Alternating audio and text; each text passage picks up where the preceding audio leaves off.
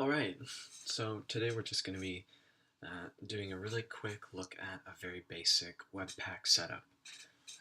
So what we've got here is just a sample project, and in this sample project we've got some things that they could not be run if not for the help of Webpack or some sort of module bundler and transpiler. Okay, so what do I mean by module bundler and transpiler? Well, a module bundler, just like it might sound, takes modules, which is our pieces of code, and puts them all together. So here we have one piece, our index.jsx, and it's using this syntax called require. That means it's going to take this file and put it with this index.jsx. It's going to take this style sheet here and it's going to put it inside of this JSX. Alright, so that's what Webpack does primarily. It's a module bundler. Modules are important because as your code gets a lot bigger, you're going to want to be breaking it down into pieces so that you can think about how those pieces go together better. Alright, the next thing that Webpack is a transpiler. Now, in the browser, you can only run JavaScript, CSS, and HTML, as you may well know. But to really get the full power of JavaScript, you're going to be using some libraries out there like React or some things like Sass, which is SCSS, and those things can't run in the browser on their own.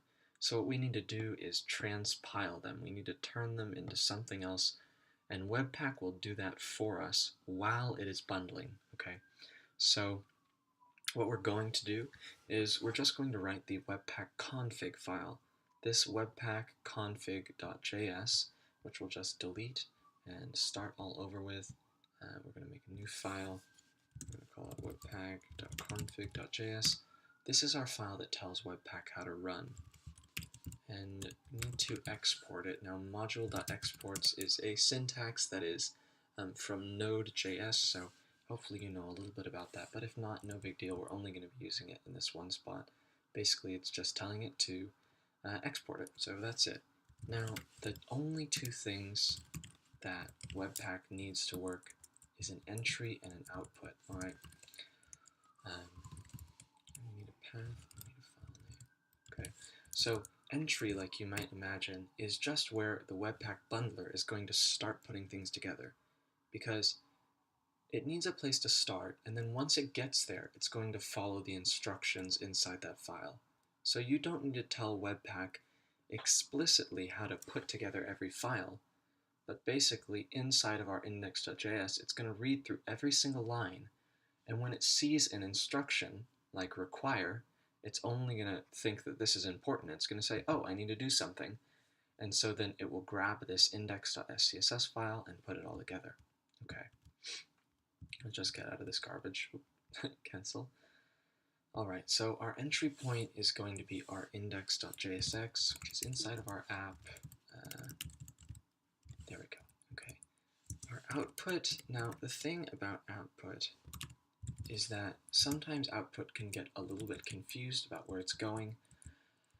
So we just have this thing here, which is going to say, I want you to make sure before you output something that you're looking from the root directory, and our root directory is our folder called oranges, okay?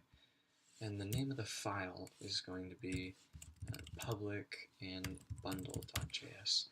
Now this is pretty much a convention because it's a module bundler. We name our output file bundle.js. So we have this folder called public, and inside of it we've got our index.html, very simple HTML file. And it's also got this script which is going to be looking for bundle.js. So that way, when we finally need to run our program, the only things that it's going to have is a single JS file and a single HTML file. Very simple, very clean. Alright, now, if these two things were the only things we needed, if we were only using JavaScript and CSS, that'd be fine, but we actually are not. So let's see, we need loaders, which is an array of objects. Okay, so basically we need to tell Webpack how to bundle things, or how to transpile things, sorry. So the first thing it's going to transpile is the JSX files. because we've got React in there, we've got ECMAScript 2015, we've got all sorts of different things that just won't play nice in the browser. So let's turn them into something nice. The first thing that I like to do is write the test, right? Test is going to be a regex that's going to tell the loader what files to look for, because we don't want it to try and turn our SCSS files into JavaScript, right? And while it does look for all the JS and JSX files, we want it to exclude anything in node modules, which is another regex. Let's see, and then we need a loader, which is what's going to tell it how to load. That loader is Babel Loader. And then specific to Babel Loader, we need a query, right? And that query is going to tell Babel Loader how to run, because Babel Loader, it doesn't automatically figure out which sort of syntax you're using. Babel Loader is really like this transpiling engine that can transpile a ton of different things. So we need to tell it exactly what it's looking at, and it's going to be looking at two common things, React and ES 2015. These are the things you're going to be using on just about all your projects, of course with React and of course with ES 2015. So the other thing that we have to the other thing that we have to transpile is our Sass files. So we're going to need to write a test for Sass, and I believe we can do this, if I can use my arrow keys, I believe we can do this by writing something like SCSS end, and this has loaders because it has more than one loader, so it's going to be an array, it's going to be style, CSS, and Sass. Oops, I've gone outside of the bounds here.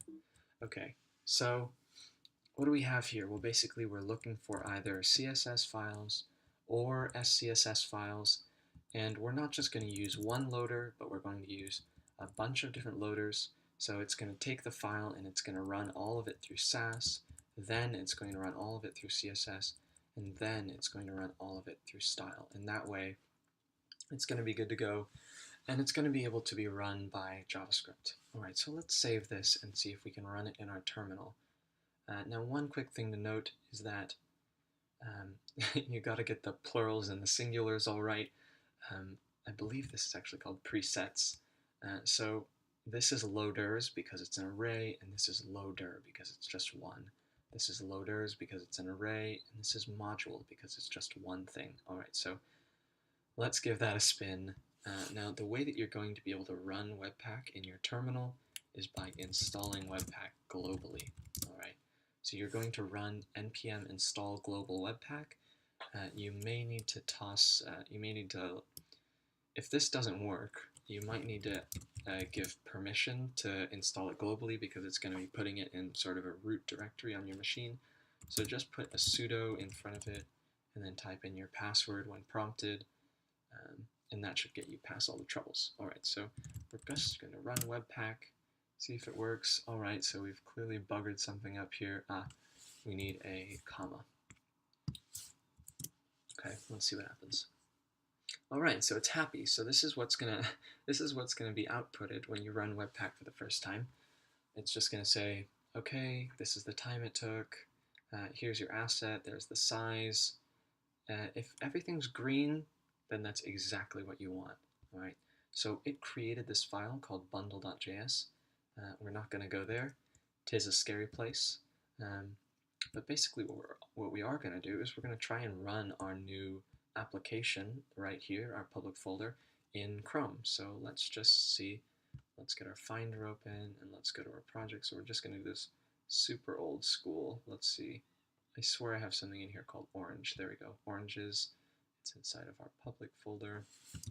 Let's just get Chrome open here. I'm just going to do this very old school. We're just going to drag our index right in there. All right, so you can see we have a running program, right? Basically what's happening is the index.html is just looking for this bundle.js, and then it's loading it up from here, and it's loading it right under the screen. And hello Chingus is exactly what we told it to load. We've got our h1 hello Chingus, and we've got our h1 underbody, which is green, right? And so one more thing that I'm going to do, which is just a very nice thing, is we're going to make a little change so I can show you these changes. We're just going to go back to the classic hello world. And what we want to do is head to our package.json, and we're gonna make this command, which I love so much that I already made it, which is called Webpack Watch.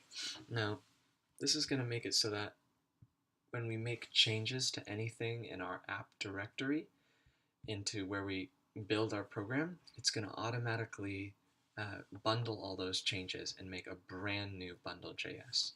So let's just see that in action. Let's just run npm run start, and you can see npm run start told it to run Webpack Watch, and so now it's made this bundle. We can go back to our browser and reload hello world, and now let's make a change. Let's change this to, I believe yellow is a default color as well. You can see it's already automatically bundled it. You can see it's 140 milliseconds, very fast to do that little change. And if we hit a reload, we see yellow grating on our eyes. All right, that's it.